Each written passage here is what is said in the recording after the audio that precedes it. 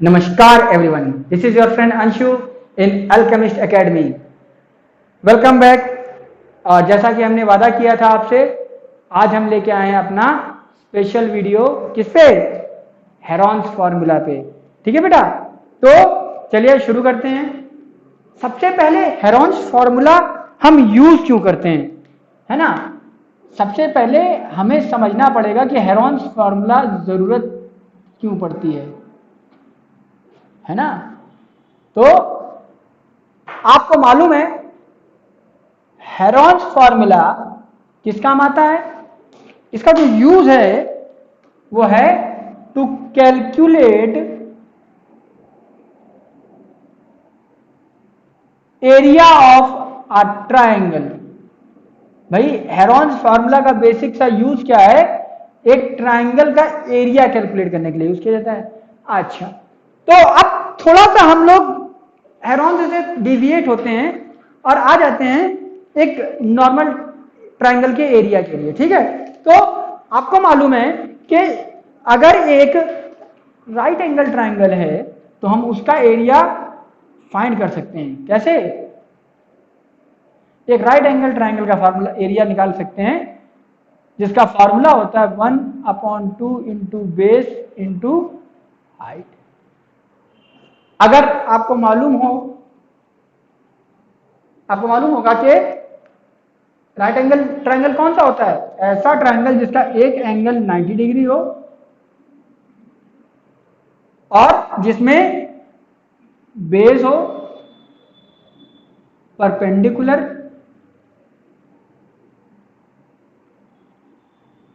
और परपेंडिकुलर को हम लोग क्या कहते हैं? हाइट भी कहते हैं। ठीक है, और हाइपोटेनस हो।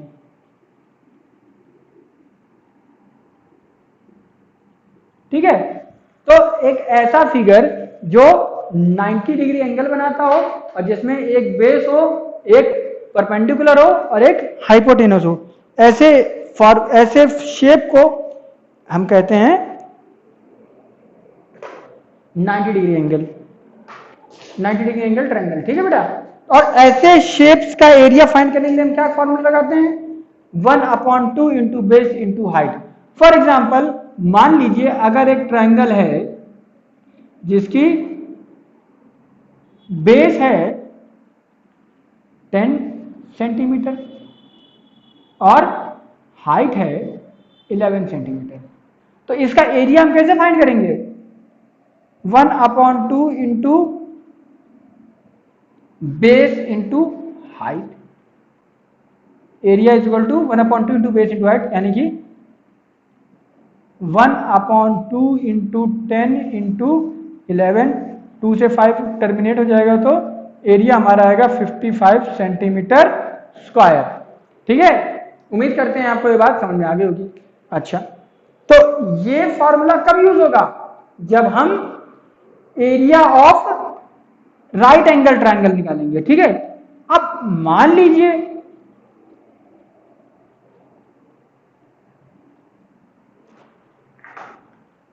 किसी ट्रायंगल में तीनों साइड्स बराबर हो। ठीक है, ये भी 6 सेंटीमीटर हो, ये भी 6 सेंटीमीटर हो और ये भी 6 सेंटीमीटर हो। ठीक है, तो इसका हम एरिया कैसे निकालेंगे?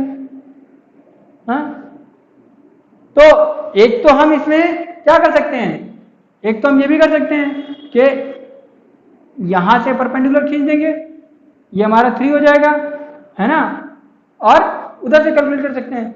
दूसरा हमारे पास जो बेसिक सा फॉर्मूला है, जो हमारे पास मैथमेटिक्स में फॉर्मूला दिया गया है, उसके अकॉर्डिंग क्या होता है? एरिया ऑफ इक्विलेटरल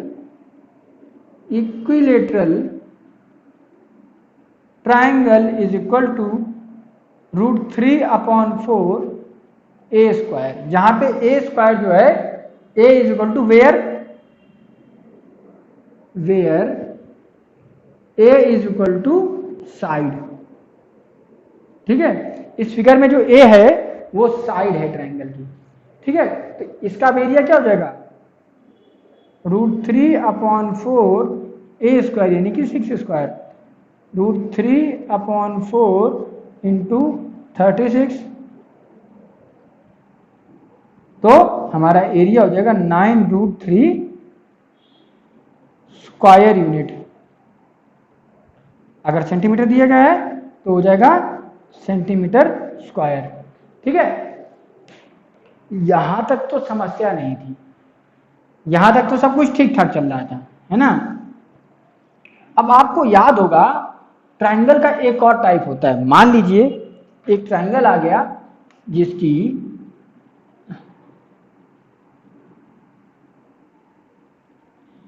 एक साइड है 4 सेंटीमीटर, दूसरी है 6 सेंटीमीटर और तीसरी है 5 सेंटीमीटर। इस ट्रायंगल की सभी साइड्स क्या हैं? अलग अलग साइज की हैं। ठीक है, अब आपसे कह दिया जाए कि इस ट्रायंगल का एरिया फाइंड करना है, तो कैसे करेंगे? ये अब अभी चूंकि आप मॉडर्न युग में हैं, आप मॉडर्न एज में हैं, तो आपको मालूम है यहाँ पे हेरॉन्स फार्मूला लगाना है, लेकिन इससे पहले जानकारी नहीं थी। ठीक है, तो हेरॉन्स फार्मूला किसने फाइंड किया था? हेरॉन्स फार्मूला फाइंड किया था हेरॉन्स ने ही। और हेरॉन्स कौन थे? एक अलेक्जेंडरियन थे जिनका जन्म अलेक्जेंड्रिया में हुआ था, और ये एक क्या नाम है, ये लगभग 10 एडी के आसपास इनका जन्म हुआ था। He was L Heron's formula found by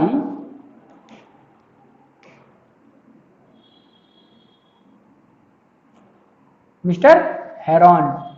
ठीक है, अब मिस्टर हेरॉन जो थे वो कब बॉर्न हुए? बॉर्न ऑन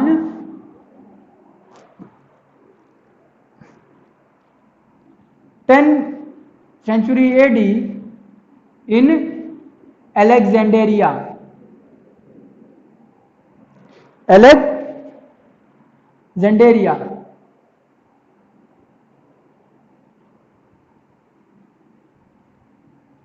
ठीक है, और ये जो थे ये अप्लाइड मैथमेटिक्स की फील्ड पे काम करते थे, अप्लाइड मैथमेटिक्स के क्षेत्र में काम कर रहे थे। ठीक है, अब अप्लाइड मैथमेटिक्स क्या है? जहां पे मैथमेटिक्स का इस्तेमाल आम जीवन में किया जाता है, वो स्ट्रीम या वो पार्ट ऑफ लाइफ आपकी कहलाती है अप्लाइड मैथमेटिक्स। ठीक है, तो हेरॉन जो थे, मिस्टर हेरॉन जो थे, वो अप्लाइड मैथमेटिक्स की फील्ड में काम करते थे, और इन्होंने कई सारे फॉर्मूलास और क्या नाम है थ्योरम्स को वेरीफाई किया है। इनकी 3 बड़ी बुक्स हैं, जिसमें जो पहली बुक थी उसमें इन्होंने हेरॉन्स फार्मूला को फाइंड आउट किया था। हेरॉन्स फार्मूला का काम क्या है? To find area of scalene triangle. ठीक है, हेरॉन्स फार्मूला बेसिकली यूज होगा एक स्केलेन ट्रायंगल के एरिया को फाइंड करने के लिए। अच्छा, तो हेरॉन्स फार्मूला है क्या? बेसिकली हेरॉन्स फार्मूला जो है वो आपका 2 स्टेप्स में सॉल्व होता है। स्टेप 1 क्या कहता है? हेरॉन्स फार्मूला का स्टेप 1 कहता है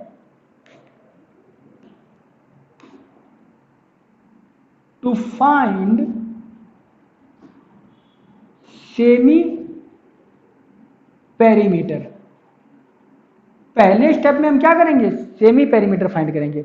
अब सेमी पेरीमीटर कैसे फाइंड करेंगे? सेमी पेरीमीटर है क्या? पहली बात तो एस है, तो सेमी पेरीमीटर यानी कि S is equal to A plus B plus C upon 2, where जहां पे A B and C are 3 sides. A B C क्या है? ये ट्रायंगल की 3 साइड्स हैं। ठीक है, और तीनों अलग अलग साइड्स हैं। ठीक है बेटा, उम्मीद करते हैं आपको ये बात समझ में आ गई होगी। अच्छा, स्टेप 2 में हम क्या करेंगे? स्टेप 2 जो है वो आपका किससे डील करेगा? स्टेप 2 में इसका दूसरा फॉर्मूला आता है जो कि है under root s into s minus a into s minus b into s minus c. ठीक है, तो हेरॉन्स फार्मूला उम्मीद करते हैं आपको समझ में आ गया होगा, है ना। हेरॉन्स फार्मूला एक बार फिर से रिकॉल कर लेते हैं, किसने फाइंड किया था, हेरॉन ने। हेरॉन का बर्थ हुआ था 10 एडी में, 10 सेंचुरी एडी में। कहाँ पे, अलेक्जेंड्रिया में। ये अप्लाइड मैथमेटिक्स की फील्ड में काम करते थे। ठीक है बेटा, और इन्होंने 3 अलग अलग बुक्स लिखी हैं जिसमें इन्होंने मैथ्स और फिजिकल एजुकेशन कह सकते हैं फिजिकल साइंस की फील्ड में बहुत सारी चीजें मेंशन की हैं। ठीक है, मिस्टर हेरॉन ने हेरॉन फार्मूला फाइंड किया था, और हेरॉन फार्मूला जो है वो 2 स्टेप्स में कैरी करता है। सबसे पहला स्टेप होता है आपका step 1 to find semi perimeter. Semi perimeter find करना होता है पहले चरण में, और सेमी पेरीमीटर का फार्मूला क्या होता है, S is equal to A plus B plus C upon 2। ठीक है, जो स्टेप 2 होता है वो क्या होता है, स्टेप 2 में हम निकालेंगे, अब आपके पास S की वैल्यू आ गई स्टेप 1 में, स्टेप 2 में हम क्या करेंगे, S is equal to S into s minus a into s minus b into s minus c, और ये पूरा कैलकुलेशन एक अंडर रूट में करेंगे हम लोग। ठीक है बेटा, उम्मीद करते हैं ये बात आपको समझ में आ गई होगी। अब इसको समझने के लिए हम क्या करते हैं, इस क्वेश्चन को सॉल्व करते हैं। क्वेश्चन क्या कह रहा था, क्वेश्चन कह रहा था कि इस एरिया को, इसका जो है एरिया फाइंड करना है इस ट्रायंगल का। तो सबसे पहले हम एस निकालेंगे, S is equal to A plus B plus C upon 2 equal to 4 plus 6 plus 5 upon 2। तो कितना हो जाएगा,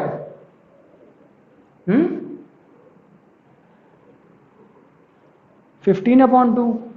ठीक है, फिर आपकी जो वैल्यू आएगी वो आएगी 7.5।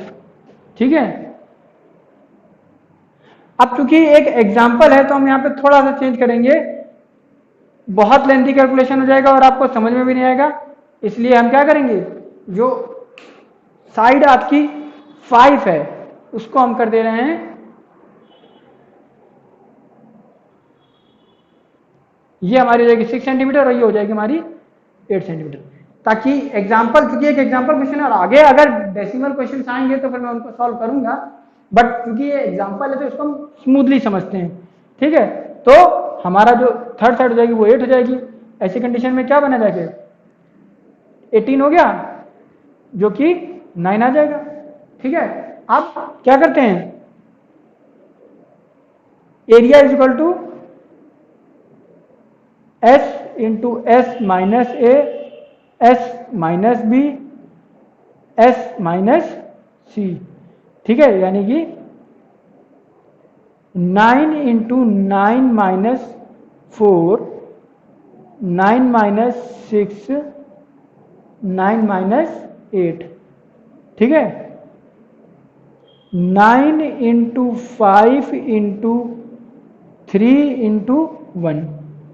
ठीक है, अब समझने की बात है कि इसको सॉल्व किया जा सकता है, तो क्या हम 9 को 3 इंटू 3 लिख सकते हैं, क्यों नहीं लिख सकते हैं, है ना। तो 9 को हमने 3 इंटू 3 लिखा है, क्यों लिखा है, क्योंकि देखिए अब हम पूरे सबको इंटू करें फिर उसको अंडर रूट निकालें, है ना, उसका स्क्वायर रूट निकालें तो एक लेंथी प्रोसेस हो जाएगा। इसको इजीली सॉल्व करने के लिए हम क्या करेंगे, फैक्टराइजेशन कर देंगे सबसे पहले। अब फैक्टराइजेशन करने के बाद कितने पेयर बन रहे हैं, सिर्फ इन 2 के पेयर बन रहे हैं, और कोई पेयर बन रहा है, नहीं बन रहा है, तो हम क्या करेंगे, 3 को बाहर निकाल लेंगे, अंदर क्या बचेगा, 3 को बाहर निकालने के बाद हमारा अंदर बच जाएगा 5 इंटू 3 इंटू 1। तो हम लिख सकते हैं 5 अंडर रूट 15, ये जो है sorry 3 under root 15, 3 under root 15 centimetre square, ये आपका एरिया हो जाएगा। ठीक है, हेरॉन्स फार्मूला के थ्रू। तो ये आपका हेरॉन्स फार्मूला की एप्लीकेशन बेसिक सी है। अब हम लोग कुछ क्वेश्चंस देख लेंगे इसके, जिससे कि आपको ये चैप्टर, ये फार्मूला बहुत अच्छे से समझ में आ जाए। तो क्वेश्चंस मैं उठा रहा हूं आपकी एनसीईआरटी बुक से। ठीक है, एनसीईआरटी बुक की पहली एक्सरसाइज और दूसरी एक्सरसाइज में दोनों सॉल्व करूंगा, जिससे कि आपको समस्या ना खड़ी हो। ठीक है, एक बात और ध्यान रखिएगा, हेरॉन्स फार्मूला किस ट्रायंगल की एरिया फाइंड करने में काम आता है? सबसे पहले तो वो दो ट्रायंगल्स की कर सकता है, स्केलिन और आइसोसेल्स, दोनों ट्रायंगल के एरिया को फाइंड कर सकता है। ठीक है, तो अब हम लोग जल्दी से आ जाते हैं एक्सरसाइज 12.1 पे। ठीक है, हमारी एक्सरसाइज है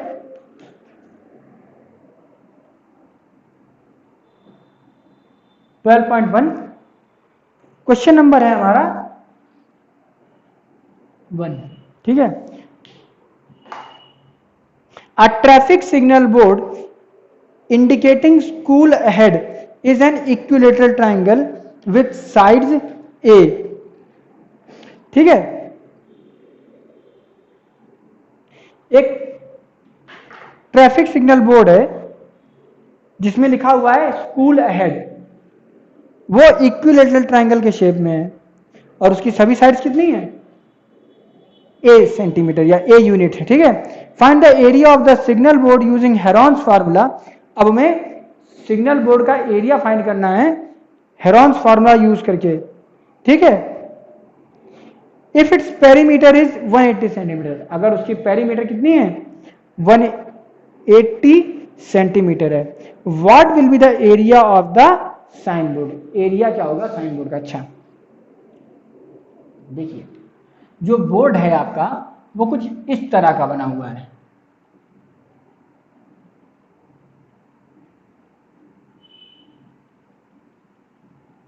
ठीक है,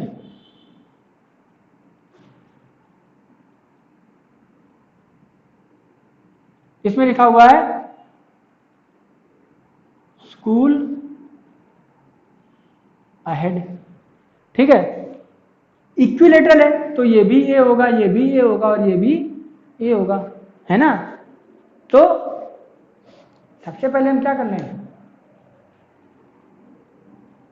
लेट क्या करना है, जब साइड सभी ए है ही तो हमें मालूम है पेरीमीटर कितना दिया है? पेरीमीटर गिवन है 180 सेंटीमीटर।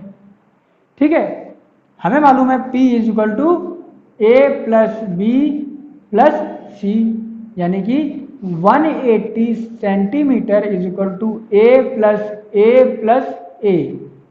ठीक है, तो 3A is equal to 180 centimetre है, तो A इज इक्वल टू हो जाएगा 180 अपॉन 3, 60 सेंटीमीटर। ए की वैल्यू हमारी 60 सेंटीमीटर आई, यानी कि ये भी 60 सेंटीमीटर है, ये भी 60 सेंटीमीटर है और ये भी 60 सेंटीमीटर है। ठीक है, अब क्वेश्चन आगे क्या कह रहा है? क्वेश्चन कह रहा है कि हमें इसका एरिया निकालना है। तो एरिया निकालने के हमें सबसे पहले क्या करना पड़ेगा? एस निकालना पड़ेगा। तो S is equal to 180 upon 2। हमें मालूम है सेमी पेरीमीटर क्या होता है? पेरीमीटर को आधा करने पर निकलता है। तो एस की वैल्यू हमारी क्या जाएगी? 90 आएगी क्या? 90 सेंटीमीटर आएगी क्या? आ जाएगी। अब एरिया इज इक्वल टू क्या हो जाएगा? Area is equal to s into s minus a, s minus b, s minus c, जो कि आपका हो जाएगा 90 इंटू 90 माइनस 60, 90 माइनस 60, 90 माइनस 60। ठीक है, यानी कि 90 इंटू 30 इंटू 30 इंटू 30। ठीक है, अब इस पूरे को कैलकुलेट करेंगे, फिर वैल्यू निकालेंगे। उससे बचने का एक सिंपल सा तरीका है। ठीक है, क्या है देखते हैं।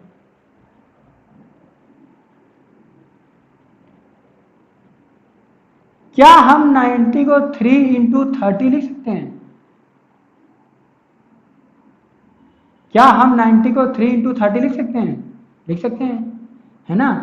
30 और ये 330 तो हमारे पास ऑलरेडी है, इंटू 30 अच्छा ये दोनों 30 मिलके सिंगल 30 हो जाएंगे, अंडर रूट हो जाएगा, और ये दोनों 30 मिलके अंडर रूट 30 हो जाएगा। ठीक है, तो क्या हम 30 इंटू 30 लिख सकते हैं? जरूर लिख सकते हैं, और इधर बचेगा अंडर रूट 3। तो आपका आंसर हो जाएगा 900√3 सेंटीमीटर स्क्वायर। ठीक है, जो आपका आंसर आएगा वो आएगा 900√3 सेंटीमीटर स्क्वायर। उम्मीद करते हैं ये बात आपको समझ में आ रही होगी। ठीक है, देख लीजिए, जो भी डाउट हो फिर आगे बढ़ते हैं हम लोग। क्वेश्चन देख लीजिए जल्दी से। उम्मीद करते हैं ये क्वेश्चन आपको समझ में आया होगा। अब हम लोग अगले क्वेश्चन की तरफ चलते हैं। तो क्वेश्चन नंबर 2 क्या कह रहा है, देखते हैं। समझ में आ गया? अगर आपको किसी भी तरह का कोई भी डाउट है तो आपको मालूम है आपको क्या करना है, आपको सीधे कमेंट सेक्शन पे हमसे जुड़ना है। ठीक है बेटा, if there is any sort of doubt you just need to connect to us in the comment section. Okay, I hope this is quite clear to you all. Now let's move on to the next question.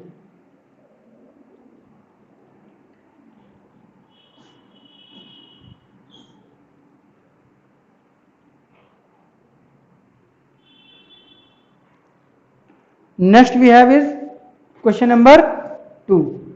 देखते हैं question number 2 क्या कह रहा है।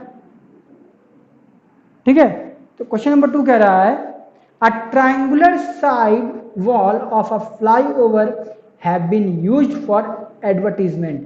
एक flyover है जिसकी जो ट्रायंगुलर साइड है वॉल की वो एज अ साइन बोर्ड या एज एन एडवर्टाइजमेंट यूज की गई है। ठीक है, the sides of the wall are 122 metre, 22 metre and 120 metre. जो वॉल है उसकी साइड्स हैं 122 मीटर, 22 मीटर एंड 120 मीटर।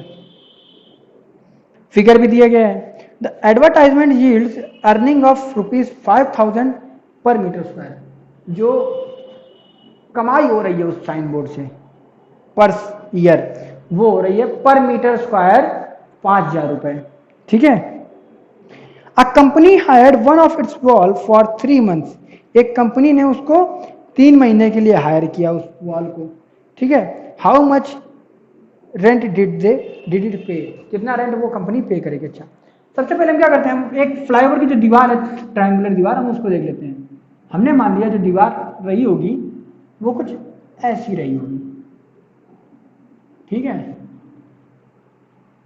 अब इसमें जो ये साइड है ये है आपकी 120 मीटर, ये साइड है 122 मीटर और ये साइड है 22 मीटर। ठीक है, अब कह रहा है कि इस दीवार पे अगर 1 साल तक के लिए कोई एडवर्टाइजमेंट लगता है तो उस एडवर्टाइजमेंट का 1 मीटर स्क्वायर का रेंट है 1 साल का 5,000 रुपीज। ठीक है, तो अगर एक कंपनी ने इस दीवार को 3 महीनों के लिए रेंट पे लिया तो कितना रेंट लगेगा। ठीक है, सबसे पहले बेसिक चीज क्या है, हम निकाल लें एरिया। तो सबसे पहले निकालेंगे area of the triangular wall. सबसे पहले हमें निकालना पड़ेगा area of the triangular wall, sorry. ठीक है, उसके लिए हमें क्या करना पड़ेगा, सबसे पहले निकालना पड़ेगा S is equal to A plus B plus C upon 2, यानी कि S is equal to 122 plus 120 plus 22 upon 2 metre. ठीक है, तो कितना हो जाएगा 4 6 2 132 मीटर। ठीक है, ये हमारा S निकल आया। अब हमें क्या करना है, simply area equal to under root 122, आपको मालूम है S into s minus a s minus b s minus c. ठीक है, तो हम क्या करेंगे, under root 132 minus 122 132 minus 120 132 minus 22। ठीक है, तो 132 इंटू 10 इंटू 12 इंटू 110। ठीक है, अब इस पूरे को हम कैलकुलेट करें और सॉल्व करें तो एक लेंदी प्रोसेस हो जाएगा, है ना। तो क्या हम 132 को 11 इंटू 12 लिख सकते हैं? चेक कर लेते हैं। 12 इंटू 11 कितना हो जाएगा, 12 है ना, तो 132 हो जाएगा, यानी कि 132 इक्वल टू 112 11 इंटू 12 लिख सकते हैं, इंटू 10 इंटू 12 इंटू, क्या हम 110 को 10 इंटू 11 लिख सकते हैं? चेक कर लेते हैं।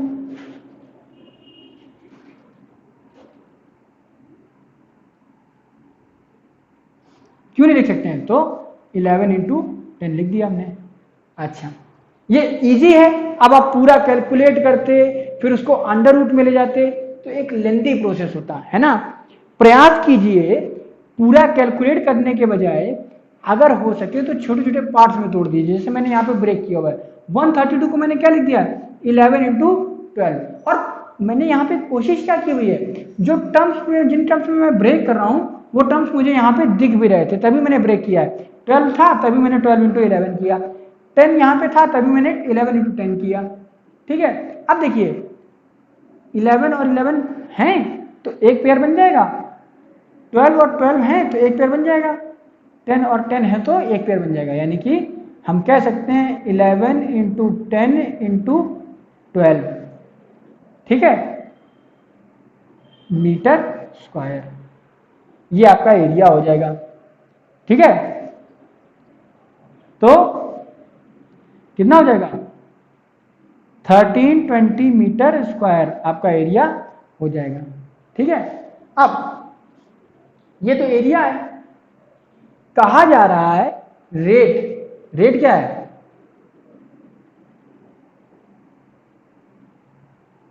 Rate of advertisement. एडवर्टाइजमेंट का रेट क्या है, equal to ₹5000 per metre square in a year. तो एक साल का रेट है ₹5000 पर मीटर स्क्वायर। अच्छा, तो cost of advertising on a wall, एक वॉल पे एडवर्टाइजमेंट की कॉस्ट क्या हो जाएगी, 1320 इंटू 5000 हो जाएगी, है ना। तो 1 2 3 4, 1 2 3 4, 2 5 जा 10, 3 5 जा 15 और 1 16। ठीक है, 5 1 जा 5 और 6, ये निकल आई, है ना। लेकिन ये कितने दिन की है, ये एक साल की है बेटा। हमें निकालनी कितने दिन की है, 1 ईयर की नहीं निकालनी है, हमको निकालनी है 3 मंथ्स की। तो हमें मालूम है 3 month is equal to 1/4 year, जो 3 महीने का टेन्योर होता है वो साल का 1/4 होता है। तो हम क्या करें, ये जो कॉस्ट निकली है, cost of 3 month ad on the wall, अगर उस वॉल पे 3 महीने एडवर्टाइजमेंट रहेगा तो उसका कॉस्ट क्या रहेगी, तो जो 1 साल की कॉस्ट निकली है उसका हम 1/4 कर दें, है ना। जब 1/4 करेंगे तो देखिए 4 1 जा 4, 4 6 जा 24, 4 5 जा 20, यानी कि जो फाइनल आंसर है 165,000। Wait, it's not triple, it's 4 times 0. We can say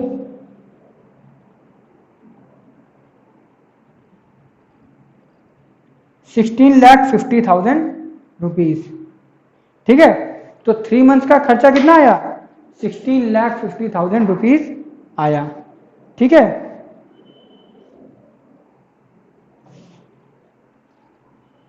एक बार फिर से पूरा क्वेश्चन चेक कर लेते हैं हम लोग। देखिए सबसे पहले हमने क्या किया, वॉल हमारी ये थी, वॉल का हमने ट्रायंगुलर वॉल थी। ठीक है, तो सबसे पहले एस निकाला, एस की वैल्यू जो भी आई कितनी आई 132 मीटर। तो 132 मीटर को हमने एस मानते हुए हमने एरिया निकाल दिया, एरिया हमारा आया 1320 मीटर स्क्वायर। ठीक है, अब कह रहा था कि जो एरिया है उसमें अगर पर मीटर स्क्वायर एडवर्टाइजमेंट करना हो तो 5,000 रुपीज खर्चा आएगा। 1 मीटर स्क्वायर पे 5,000 रुपीज खर्चा आएगा, तो 1320 मीटर स्क्वायर पे कितना खर्चा आया, हमने सिंपली इंटू कर दिया। इंटू करने पर हमारा जो खर्चा आया वो 165 4 टाइम्स 5 टाइम्स 0 आया, 1664 5 टाइम्स 0 आया। ठीक है, अब ये खर्चा 1 साल का था, लेकिन हमें निकालना कितने दिनों का था, हमें निकालना था 3 महीनों का। तो 3 महीनों का निकालने के लिए हमने क्या किया, जो एक्सपेंडिचर था हमने उससे 1/4 का इंटू कर दिया। क्यों, क्योंकि हमें मालूम है जो 3 मंथ्स का टेन्योर होता है वो 1 ईयर का 1/4 होता है। ठीक है, फिर भी ना समझ में आया हो अगर तो ऐसे समझ लीजिए, आप ऐसा भी कर सकते थे, ये आपका 1 साल का था, इसको अगर आप 12 से डिवाइड कर देते तो 1 मंथ का निकल आता, और 1 मंथ का अगर जो भी आपका कॉस्ट निकलती उसको 3 टाइम्स कर देते तो 3 महीनों का निकल आता। ये भी एक सिंपल कैलकुलेशन था। लेकिन क्योंकि मैं क्वेश्चन क्लास 9th स्टैंडर्ड से पिक कर रहा हूं तो मैं उम्मीद करता हूं कि आप लोग इतनी चीजें समझ सकते हैं। अगर किसी को कोई समस्या है इतना समझने में तो वो कमेंट सेक्शन में हमसे जुड़ सकता है। ठीक है बेटा, चलिए मिलते हैं अब नेक्स्ट क्वेश्चन में अपने। ठीक है, कोई भी समस्या हो आप बिना किसी झिझक के कमेंट सेक्शन में हमसे जुड़ सकते हैं।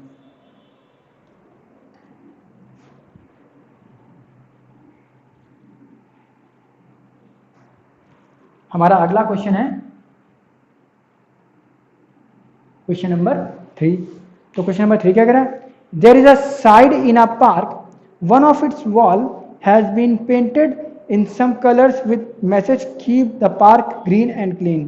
तो एक पार्क है जो कि कितना है, 3 ट्रायंगुलर फॉर्म में उसकी एक वॉल है जिसपे लिखा हुआ है, क्या नाम है,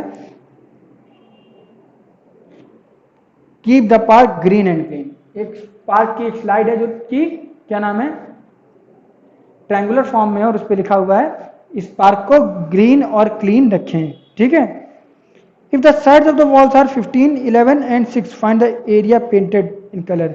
अगर वॉल की जो साइड्स हैं वो 11, 15 और 6 मीटर हैं तो एरिया निकालिए। जो वॉल है वो कुछ ऐसी है,